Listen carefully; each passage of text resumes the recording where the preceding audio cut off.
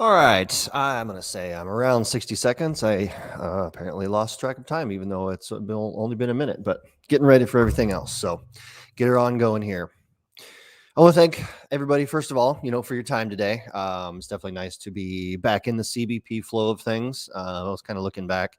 It's been 2 years since I did a CBP virtual conference. 2 years ago, I did one. Actually, it was the fall one, kind of back in the day when that's all we had. We didn't really have the CBP Connects in person yet. So this is 5 ways to boost your video marketing game. I really tried in this presentation to include something for everyone, like whether you're just starting out, you're getting interested in video marketing. Maybe you've been at it for a minute, you kind of want to level up, or maybe you've been doing video marketing for a while and you're looking to level up even more. I really tried to put in some 100 level stuff, some 200 level stuff, some 300 level stuff for everybody. Couple different things we're going to cover today is the intros and the who's and the what's, who I am, who we are, Full Pour Media as an agency.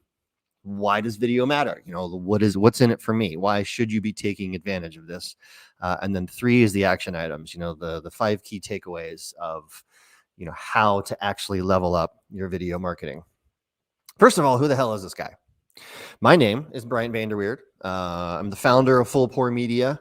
I personally have over a decade of experience in the world of videography, photography, and design. And I've won 3 Emmy Awards for my video storytelling work throughout the years. So the brunt of my experience is in video storytelling and photography. We, as an agency, Full Pour, has graphic designers, photographers, everybody else on staff. We are a full service creative agency, so kind of A to Z, specifically focused on the craft beverage industry. We have clients in craft beer, craft spirits, equipment production. If anybody has Alfa Laval equipment, we've worked with them recently on a couple campaigns. We've partnered with the BA on some projects, kind of building out their video content. Clients really all over the country and the world. Our video content has been recognized with 6 CBMA awards, 6 Crushie awards. So shout out to the Crushie awards, Jim and Jackie, the McCunes, for the CBMAs and everything you guys are doing for the creative communities and the craft communities. We continue to enter and win awards, obviously not the reason for what we do, but it's definitely a good sort of indicator of quality. The next topic is really, that what's in it for me? Where's the value? Why should I care about video? Why do we really need to be doing this? Isn't it good enough? You hear this all the time, oh, good beer, good people, good atmosphere, good beer, good atmosphere, that'll be it. That'll set us apart. And then, occasionally, we'll post pictures on social media and, we'll do that. So that'll be great. The problem is, this industry is getting so saturated, especially in a certain, like I said, we have offices in Madison, where I'm at, in Denver, Colorado, and in St. Louis. Especially out in Denver, but even out here, there's new breweries popping up all the time. There's new neighbors, there's new competition. Everybody loves to be collaborators, not competitors, but at the end of the day, you're kind of all vying for the same folks. You're vying for the attention of the same folks. And so this is why you should care about video, because the truth is your customers want more content, want more video content. Take a look at some of these statistics. I pulled them from Cisco Systems and HubSpot. HubSpot's like a big time producer of marketing software, analytics software. From Cisco, though, 80% of all internet traffic is video content. So anything and everything going down that pipeline, 80% of that is video content. Obviously, a lot of that is YouTube content. A lot of that is Zoom content nowadays during and after COVID. But 80% of all internet traffic is video content, and that number is growing. 86% of all businesses use video in some form as a marketing tool. 88% of consumers want to see more video from brands they support. So think about that one for a second. 88%. If 88% of all of your customers came in and said, we want you to carry a certain product, we want you to brew a certain style, we want this, wouldn't that be a pretty damn good reason to carry it or to make this product or to brew this product if 88% of your customers wanted it? The truth is, 88% of your customers probably more, want to see more video content from you. It will help drive traffic to your tap room. And brands, breweries who are not using video in their marketing strategy, are going to start to fall behind, are going to kind of lose their edge. What have other brands in the industry, what have other breweries, been doing with video? What do they think of it? This quote comes from Kristen Wood. She used to be the digital brand manager over at Odell Brewing.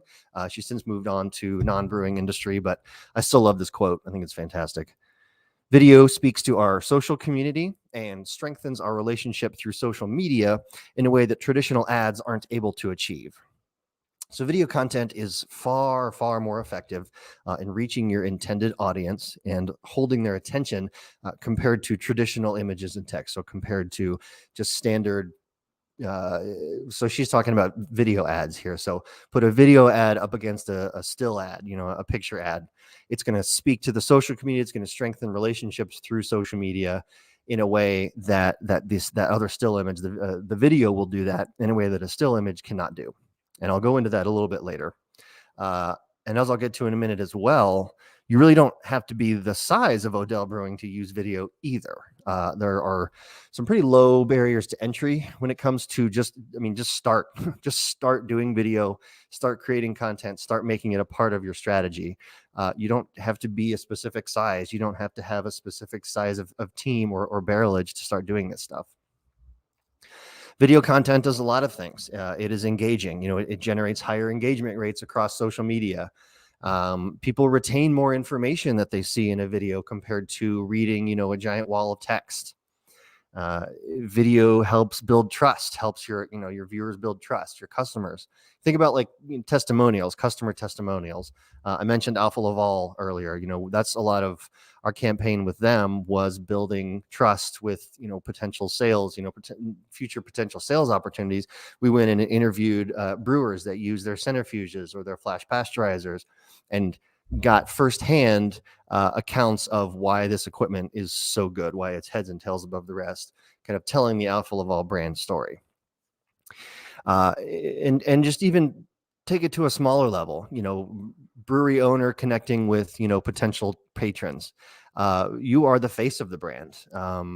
People connect with faces far more than they connect with faceless brands. So putting your face or putting your marketing team out there on your feed and, in your videos on your website is going to help build trust and kind of build that familiarity a lot quicker.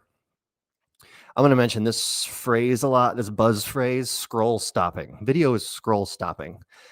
Brands compete every day for your attention on social media and on their websites and in their ads. And you're doing the same thing for your followers. The beer fan down the street's not just following you, he or she is following, the 3 breweries in his or her neighborhood. So going back to that higher engagement rate about video being engaging, video can stop that death scroll. I mean, just think about, early in the morning, you're just kind of scrolling through Facebook, getting ready, or you're kind of looking for a video to watch on YouTube or whatever. Video content really can break that trance, right? Break the death scroll, kind of capture your followers' attention more than images. Video content is shared a lot more, 1,200% more, a lot more than text and images combined. Folks love to share videos, pass videos along, if that provide value to them or that they can identify with easily. So video generates far, far more shares than text and images combined. Video is favored by the big scary algorithm, right? The social media algorithm. Everyone's trying to figure it out. How do we appease the algorithm gods this week? Instagram has come out and said they are officially a video sharing platform. They started off doing images. That was their whole platform. They are now publicly a video sharing platform. That means video content created and posted inside of Instagram will see far better engagement than imageries. And especially, Instagram Reels, even on top of that, things created within Instagram, video content created within the Reels portion of Instagram are going to get larger reach, greater engagement rate than images. But most of all, video content is easy to get started. As I talked about earlier, low barrier to entry. There's layers of complexity, obviously, that I'm about to crack into, kind of that 100, 200, 300 level stuff, kind of in my 5 steps to boost your video marketing. Number one is to invest in the right tools, and that includes, equipment. I would say tantamount to anything else is great audio and lighting. If your videos have bad production value, that's an instant, quote unquote turn off. People are going to turn it off. People are going to scroll past.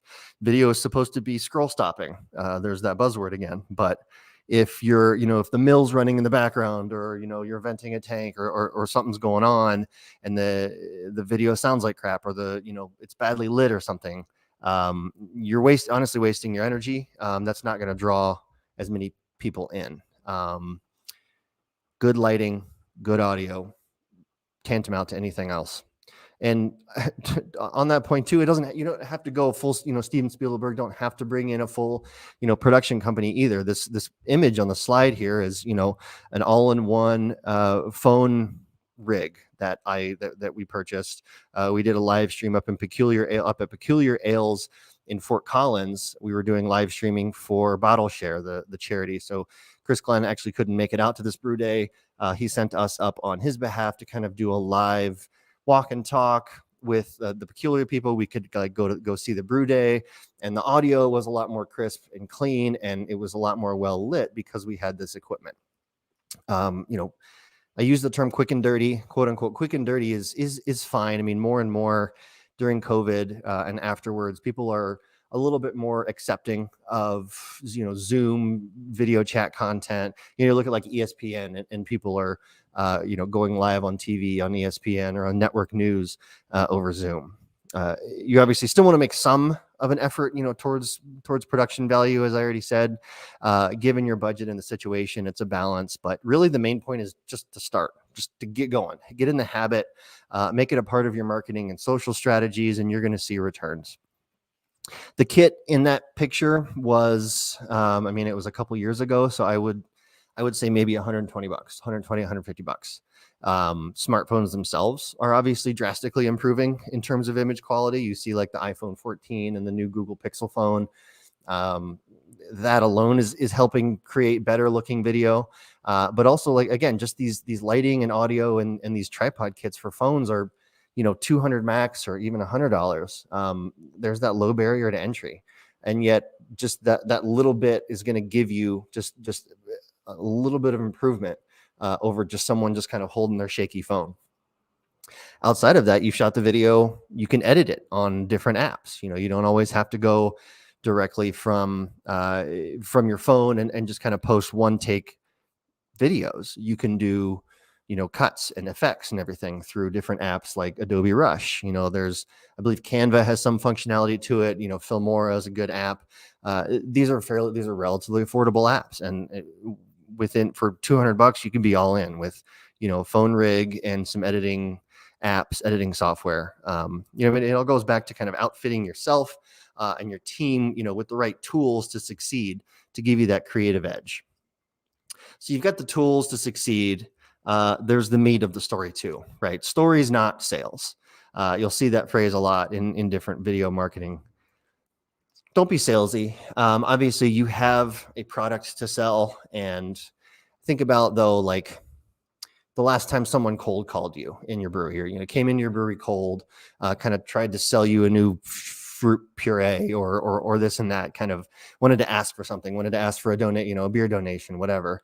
How did you feel? How did you respond?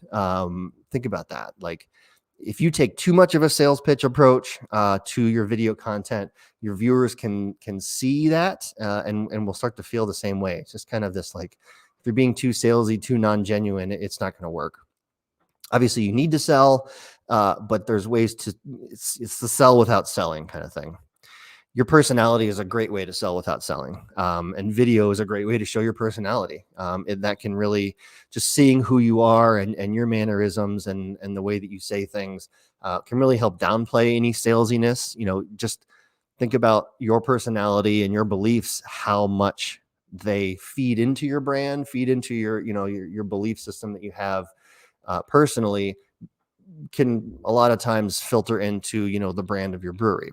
that brand will show up very well on camera, if you tell the proper stories, and people will gravitate towards that. They gravitate towards genuine personality as they identify with, your same beliefs and values. People also gravitate towards effectively told stories. The image here on the right is of a promotion we produced in Colorado between WeldWerks and a local pickle company called The Real Dill. The ultimate goal was to sell jars of this Bloody Mary mix. It was like barrel-aged Bloody Mary mix. It was 2.5 minute video. So little of that video was actually said, hey, come buy this Bloody Mary mix. It's great. Obviously, there's calls to action. We'll get in there in a minute. But it was the story. It was the story behind how these two companies found each other. And it was the personalities that were meshing and, these light bulb moments that they had and, why each brand was really excited to release it.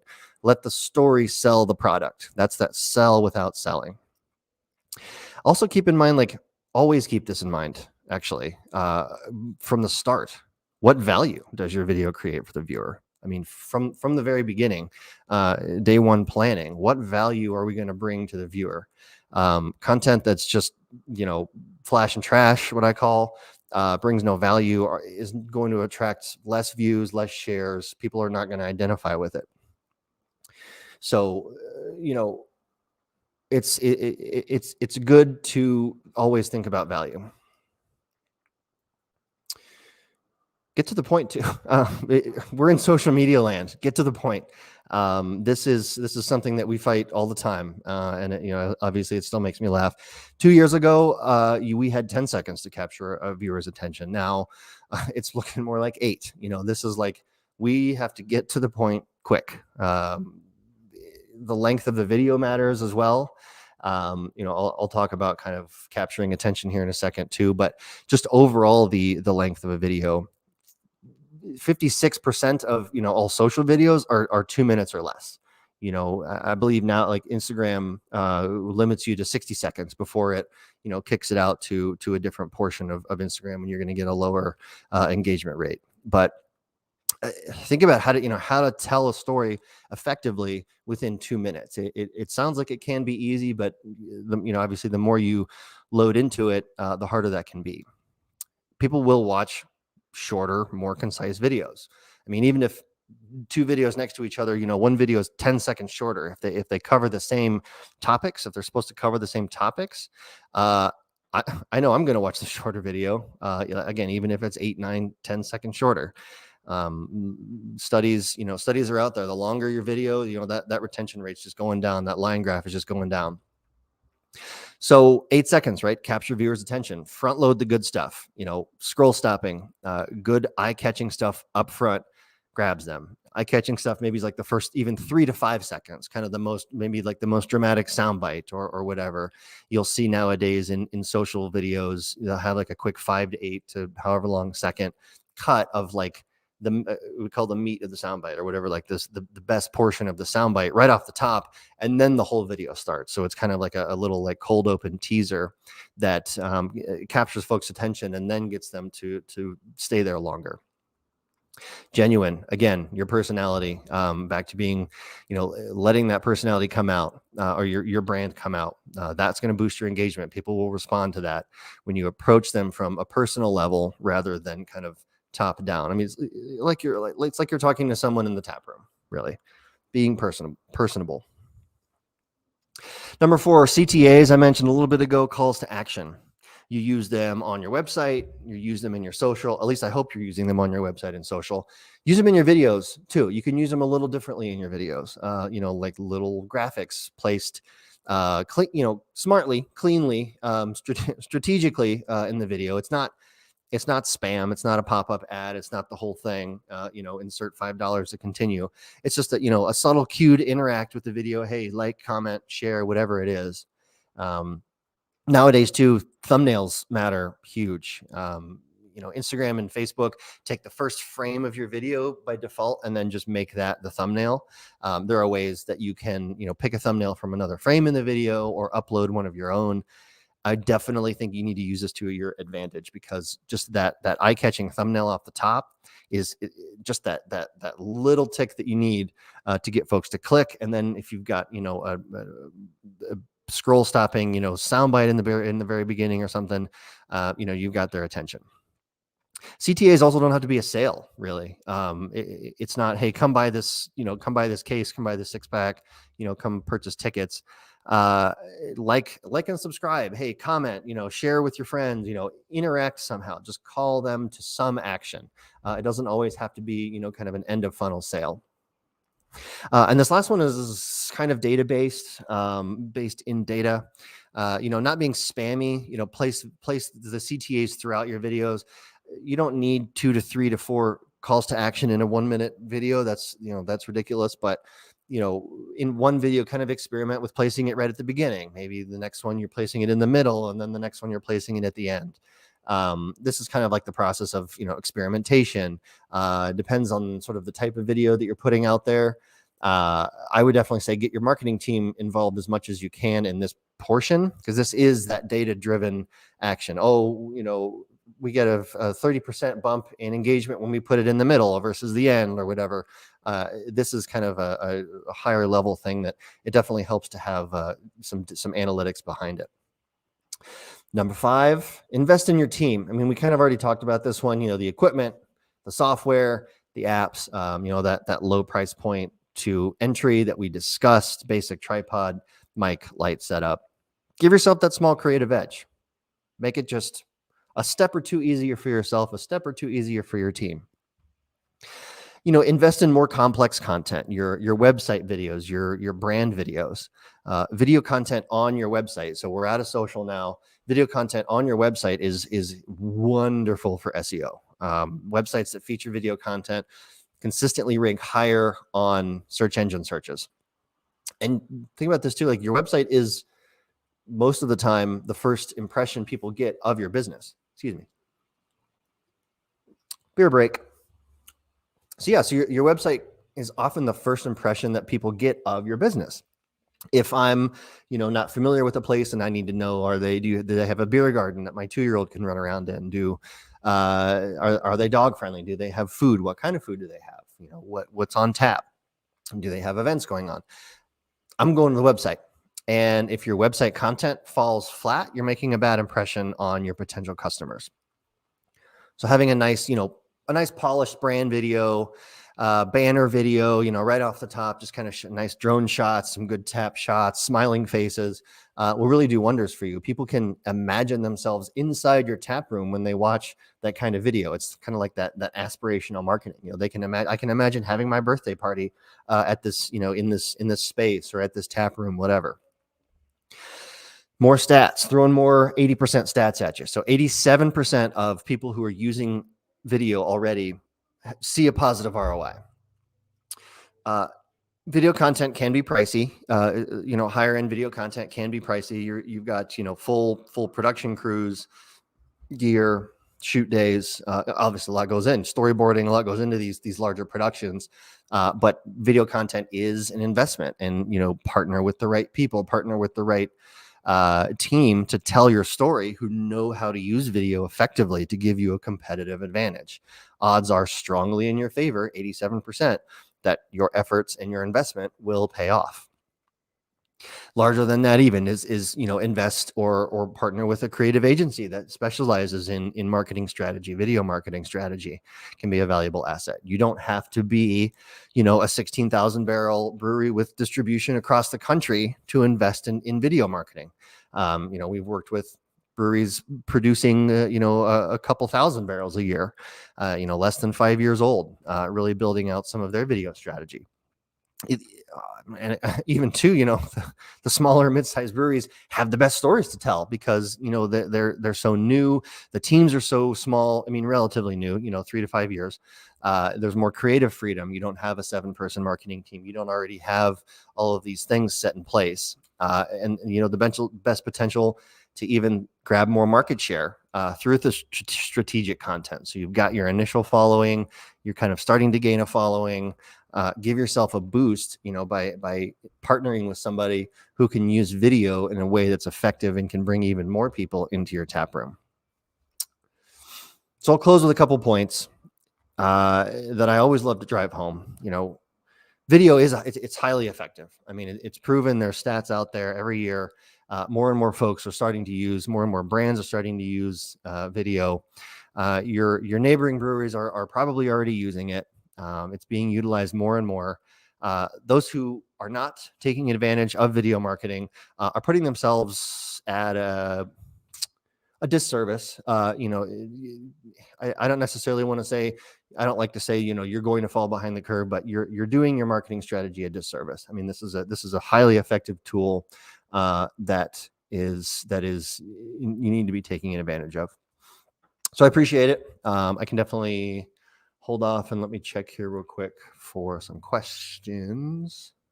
I always want to keep it short. I know I'm about 26 minutes, which I'm totally fine with too. So what are your thoughts on TikTok? Okay, when it comes to marketing, yeah, TikTok. So TikTok definitely has a younger audience than Instagram, and certainly younger than Facebook. So I was reading the other day that like the largest cross section of TikTok users are like 19 or younger. And even like, I think it was like half, or 46 or 51%. It was right around half of all TikTok users are 30 or under. So, they are of drinking age and they are not of drinking age. So you want to kind of be careful.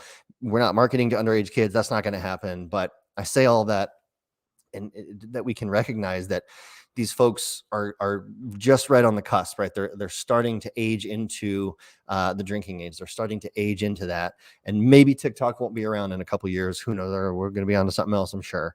But right now, that generation, Gen Z, uses TikTok to influence their purchasing decisions more than Instagram ads, more than Facebook ads. So again, we're not marketing, we're not selling beer to underage kids.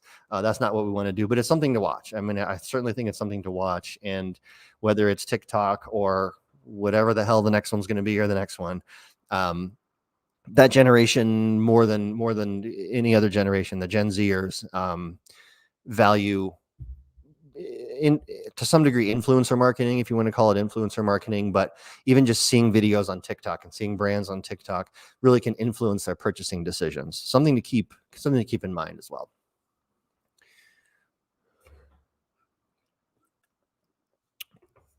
Another one here. How much should I expect to pay? Yes, for larger video production.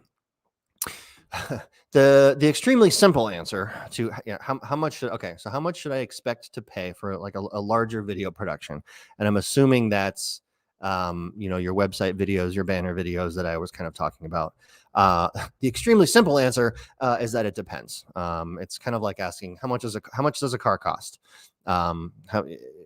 It really depends. I mean, it depends on your location. Are you in downtown New York? Are you in Miami, or are you out in Iowa somewhere? The location matters. The complexity of the creative project matters, and even like the crew, the skill of the crew, the amount of the crew that you use matters. I mean, we've seen projects from 2,000 all the way to 11,000, 12,000 and up. I mean, there's such a wide spectrum that I don't want that spectrum to overwhelm anybody. I want that to inspire people, is that there is a pricing solution out there that can enable you, if you're interested in moving into that, I'll call it 300 level video, or the more advanced videos, more polished than just phone video. I don't want that number to overwhelm. I want that to encourage. There is a price point that is right for you. It's obviously always a fine line between sort of value and quality. You can hire a film school grad. You can give your nephew who's got a camera a shot, to shoot your video. But if you've got this nice website, and then the banner video is shaky and not put together well, or it's not cut to music properly, that's a waste of money too. So obviously, with anything else, it's a balancing act of value and quality. I would definitely say though that it is doable. I mean, it's definitely affordable. I would say for, a small brewery, you're not going to expect to pay 11,000, 12,000. I mean, these are the larger clients, but it's certainly doable. And again, back to that ROI, if you spend 4,000 on some video content, we can figure out how to use that and really take advantage of the assets that we've captured. I'm going to say so Full Pour Media, the assets that we've captured in a strategic way that can really get you some ROI. What advantages are there between using in-house marketing team versus outside agency? Okay. I'm assuming I'm taking this as kind of a larger question about marketing, period. Kind of contracted, sort of going back to what I talked about, the investing in your team, using, a video agency, outside agency. So in-house in general, though, in-house versus contracted they both have advantages and disadvantages, to be honest.